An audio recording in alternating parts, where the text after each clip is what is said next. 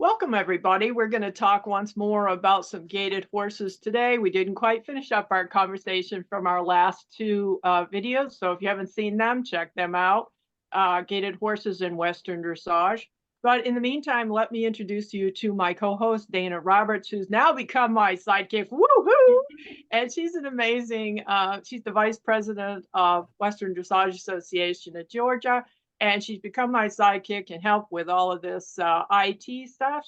She is an enthusiast of Mustangs and an enthusiast of Western Dressage. Thanks for joining me, Dayna.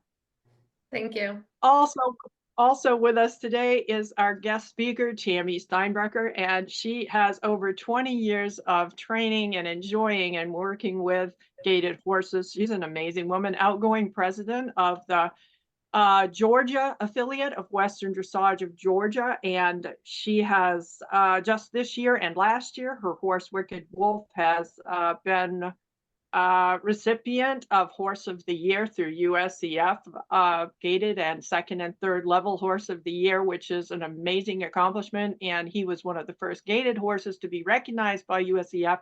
She has some tremendous accomplishments in the gaited world. Thanks for joining us, Tami. Thank you for having me back on, Ida. We're excited about this. We're gonna get started. We know that people have more questions about this. So Dayna, why don't you lead us off with some of the questions that we're getting from folks? Yeah, absolutely. So Tami, I just kind of want to know, how much do riders need to know about their horse's saddle gait? It's a good idea to have a working idea of what your gait should look or feel like so you can improve on that. And that said, you have to understand the footfall pattern of your gaited breed, because each gaited breed is going to have just a slight variation of the timing that their feet strike the ground, how they carry themselves.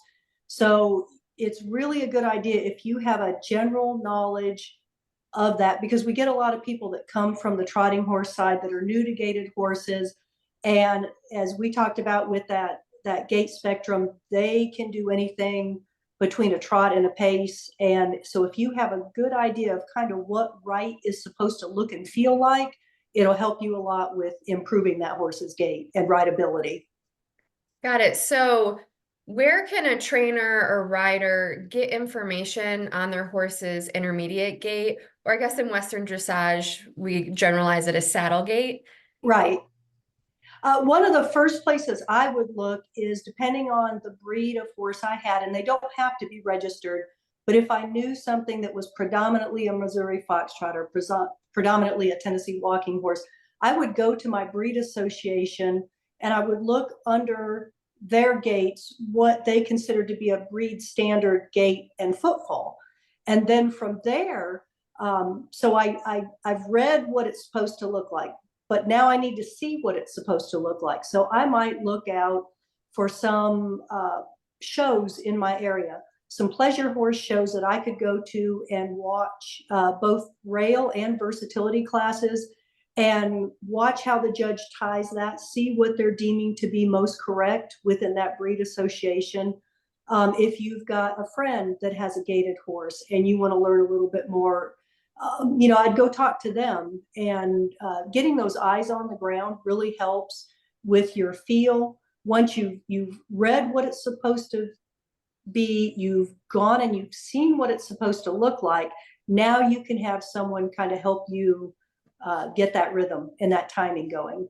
Oh, that's really great advice. And so Ida, I just wanted to ask, how will Western Dressage help a gaited horse? Well, it's going to help them just like it's going to help any horse, like trotting horses, jogging horses.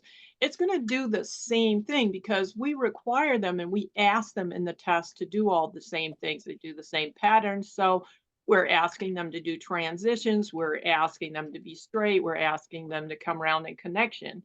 But I think the thing that it becomes really significant is that because they're being exposed to the theory of Western Dressage and they're being exposed to the education that we're offering with the system within the training, wheel of Western dressage, then they become more familiar with really good training practices. And they're thinking about suppleness, and they're thinking about connection, and they're thinking about balance, and now straightness.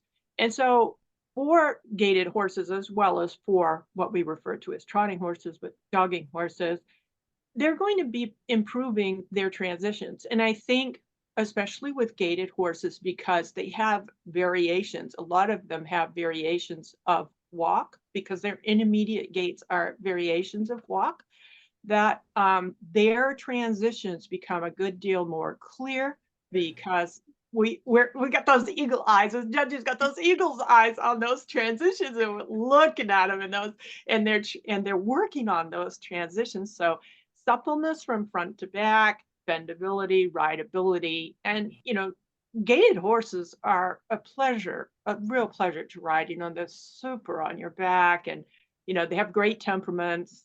So all of that kind of thing. But the actual rideability that we think about for Western dressage, as far as being supple, more bendable, easy to steer, easy to accomplish the patterns, better transitions, better balance, square halts, all the things that happen for all horses in Western dressage, is going to happen for those horses too.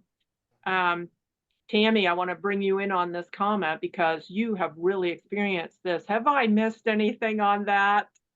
No, Ida, I think you hit the nail right on the head. A gaited horse is expected to do everything in Western dressage that a trotting breed is to do.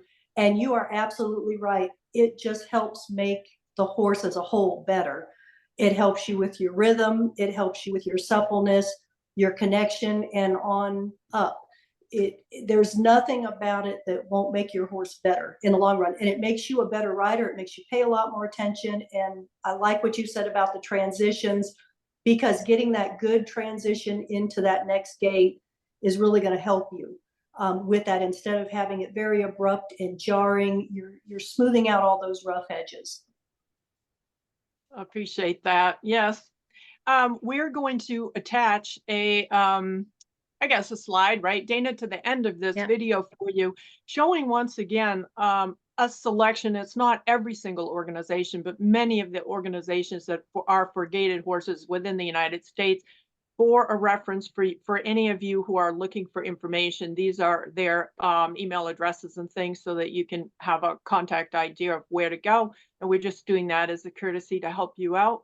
In the meantime, thank you, Dayna, and thank you, Tami. And let us know how you like this. Don't forget to subscribe, and take care, and bye until next time. Bye-bye. Thank you. Bye. Bye now.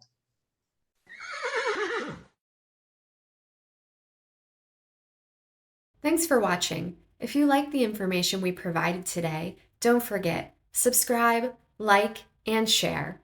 Also check out IdaNorrisDressage.com and Ida Norris Western Dressage on Facebook.